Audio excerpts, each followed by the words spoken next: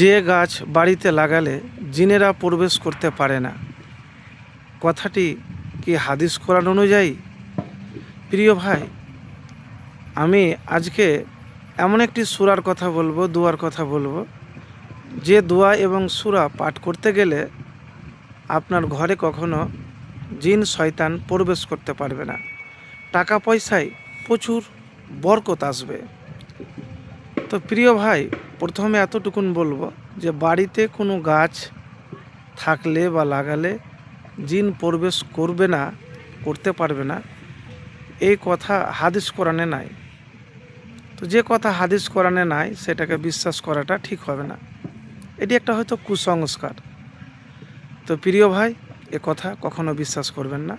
হ্যাঁ, এটি সত্য, ইসলামী হাদিস অনুযায়ী যে ঘরে সূরা বাকারা তেলাওয়াত করা হয় সেখান থেকে শয়তান জিন পালিয়ে যায়। এটি শয়তানের অনিষ্ট থেকে ঘরকে রক্ষা করার একটি শক্তিশালী উপায়।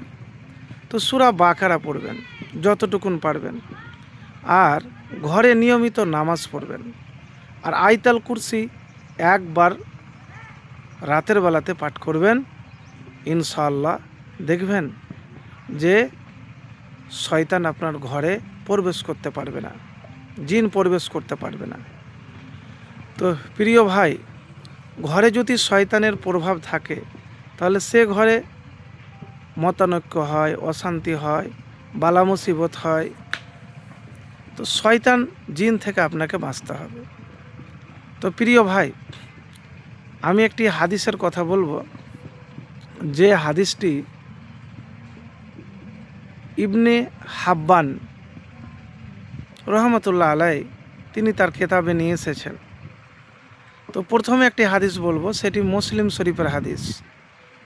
তো প্রিয় ভাই, আবু হুরায়রা রাদিয়াল্লাহু তাআলা থেকে বর্ণিত, রাসূল সাল্লাল্লাহু আলাইহি সাল্লাম বলেছেন, তোমরা তোমাদের ঘরগুলিকে কবরস্থানের মতো বানায়ো না, কারণ শয়তান সে ঘর থেকে পালিয়ে যায় যেখানে সূরা বাকারা পাঠ করা হয়। মুসলিম শরীফ 780 নম্বর হাদিস। তো আপনাদের ঘরগুলিকে কবরস্থানের মতো বানাবেন না, সেখানে নামাজ পড়বেন, নিয়মিত সুন্নাত নামাজ, নফল নামাজ, আর সূরা বাকারা পাঠ করবেন। এবং মুসলিম শরীফের হাদিস আরেকটি হাদিস আছে, যে হাদিসে 3 দিন বা 3 রাতের দৈর্ঘ্য নির্দিষ্ট করা হয়েছে। সাহাল ইবনে সাদ যিনি বলেছেন যে আল্লাহ রসুল সাল্লাল্লাহু আলাইহি সাল্লাম বলেছেন, প্রত্যেক জিনিসেরই একটি চূড়া আছে, আর কোরআনের চূড়া হলো সূরা বাকারা। যে ব্যক্তি রাতে তার ঘরে কোরআন তেলাওয়াত করে, শয়তান তার ঘরে 3 রাত প্রবেশ করতে পারবে না।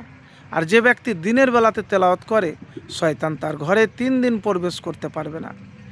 সহিহ ইবনে হিব্বান হাদিস নাম্বার 777।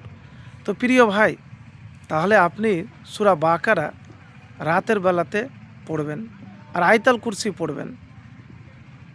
একবার এই আমল করে দেখুন, ইনশাআল্লাহ দেখবেন আপনার ঘর থেকে যে ভয় ভাব আছে বা হয়তো ভয় পান, সব দূর হয়ে যাবে।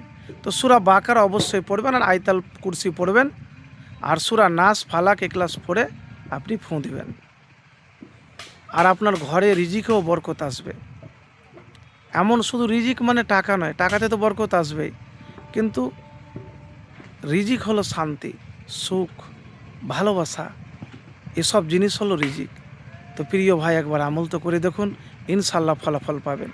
হ্যাঁ, মুত্তাকি মুমিন হয়ে আল্লাহর উপর পূর্ণ ভরসা রেখে আমল করলে ফলাফল পাবেন।